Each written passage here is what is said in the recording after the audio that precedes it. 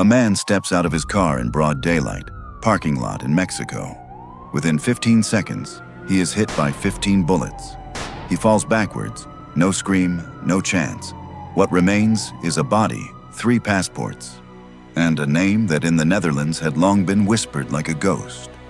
Marco Eben, a smuggler, a strategist, a phantom in the international underworld. His name echoed through the ports of Rotterdam, through the streets of Antwerp, and deep inside the heart of the Sinaloa Cartel. But no one truly knew who he was until it was too late. This is the true story of Marco Eben, the son, the entrepreneur, the ghost, and his deadly end in Mexico. Marco was born in 1992 in Rotterdam, a city where industry and silence had alternated for decades. But in his home, there was little silence, because his father, Henk Eben, lived a double life. To outsiders, Henk was a respectable man working in transport. In reality, he was a key figure in Rotterdam's port-based organized crime, not a brute extortionist or violent dealer, but a man of structure, of connections. He knew how to make money without attracting attention, and he passed that on to his son. Marco grew up surrounded by secrets. The phone always rang briefly. Visitors rarely came by, and when they did, conversations were held behind closed doors. His mother went along with it, not out of fear, but out of habit. In that household, Marco learned one thing above all: talking is dangerous. Watching is more powerful than shouting. At school, Marco barely stood out. He wasn't the loud one, but he was the one who noticed everything. Teachers called him smart, but distant. Friends seldom came to the house, and if they did, Henk would meet them with a silent look and send them away. By age 15, Marco was already working in a garage. Officially, he polished cars. In reality, he learned to re-stamp chassis numbers, forge papers, and push counterfeit money into circulation. He observed everything. The silence in which his father did business, he copied completely. At 18, Marco drove around in an Audi A6. On paper, it was registered to a Bulgarian transport company. In reality, Marco had simply paid cash for it, somewhere in Antwerp. He wasn't a street kid. He didn't choose violence or bravado. His weapon was structure, and it would take him far. Between 2012 and 2014, Marco began to step out from his father's shadow, not by rebelling, but by thinking bigger. He saw his father's mistakes, too dependent on others, too visible in a single city. Marco wanted more. He wanted scale, system, control.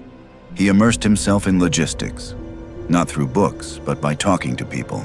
Dock workers, customs officers, warehouse managers.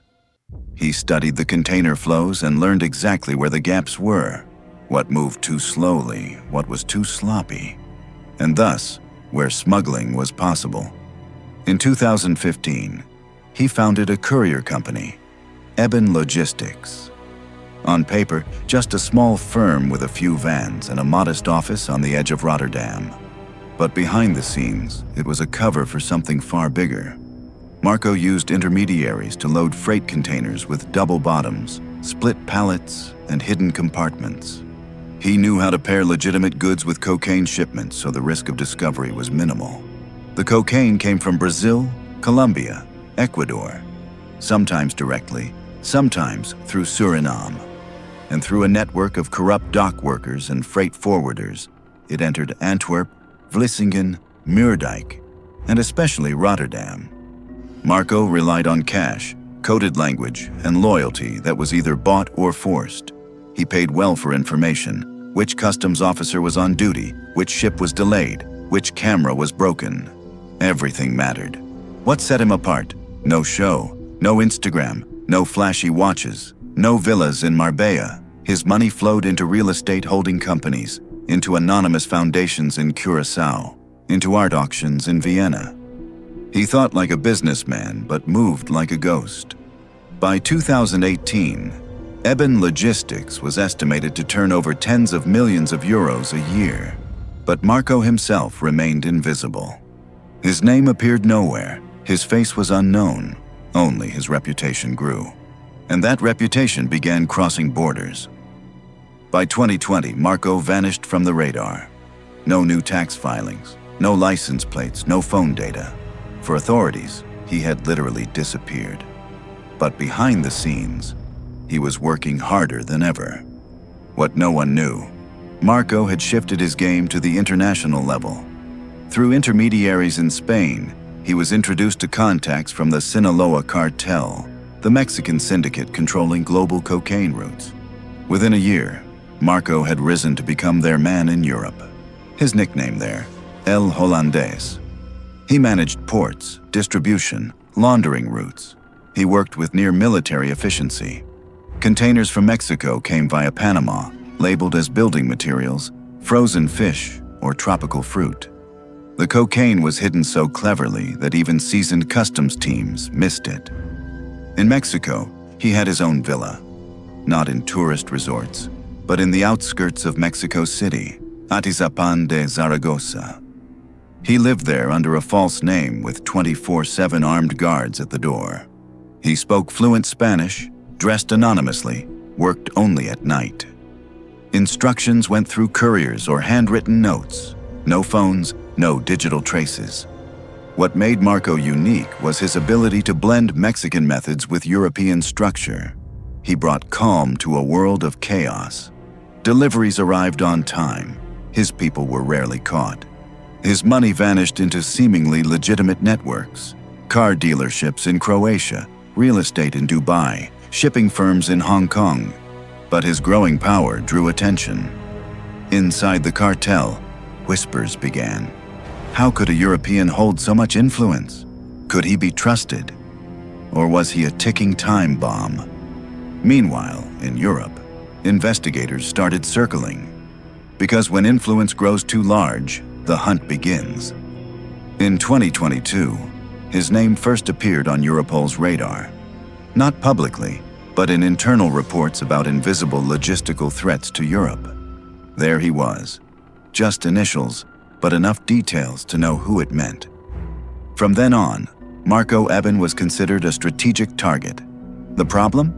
He left no traces, no calls, no emails, no IP addresses. Everything ran through human links, and those links stayed silent, out of fear, out of loyalty, or because they disappeared. The Dutch police were now working with Mexico, Belgium, Spain, and Colombia. Even the DEA got involved. They searched in Panama, Dubai, Turkey, even Serbia. But Marco remained unfindable, as if he didn't exist. In 2023, a rumor surfaced. Marco had been killed in Culiacan, the cartel's birthplace. A short report, no confirmation, no photo of the body, no forensic report. Soon it became clear. It was likely a diversion or a staged disappearance. Later it leaked. Marco had purchased documents from a corrupt Mexican official. A new identity, a new background, even a fabricated fingerprint set. He had prepared for vanishing, for a second life. But inside the cartel, tensions rose. Factions fought for power, and Marco was seen as operating outside the system, a man with too much knowledge of logistics and finances. And in the cartel world, knowledge can be as deadly as betrayal. At the same time, Europol began hearing rumors that Marco had contacted a Dutch lawyer. Some believed he wanted to negotiate, maybe about extradition, maybe about protection. For the Sinaloa Cartel, even the suspicion of talking was enough. That alone could be fatal. February 13th, 2025. A warm afternoon in Atizapán de Zaragoza, on the northern edge of Mexico City. Marco leaves his villa, wearing a plain t-shirt, sunglasses, no phone. He opens the door of his black armored SUV. What he doesn't know, he has been followed for days. From a gray sedan parked 30 meters away, two men step out, faces covered, weapons ready. They open fire immediately. In less than 15 seconds, they fire more than 15 rounds. The bullets pierce Marco's vest. He collapses between two parked cars. Bystanders dive for cover. Children scream. But it's already too late. The gunmen disappear into traffic. No words, no message, just silence and a body. The Mexican police arrive shortly after. On Marco, they find 3 documents: a Mexican residence permit, a Dutch passport, and a Panamanian driver's license. All authentic, all under different names. Only his face reveals who he really was. Identification is confirmed quickly. That evening, lawyer Jan Hein Kuipers speaks to the Dutch embassy. Marco is dead, he says briefly. No more doubt. The hunt is over. But questions remain. Who gave the order? Was it a rival cartel faction? A cleanup because of suspected betrayal?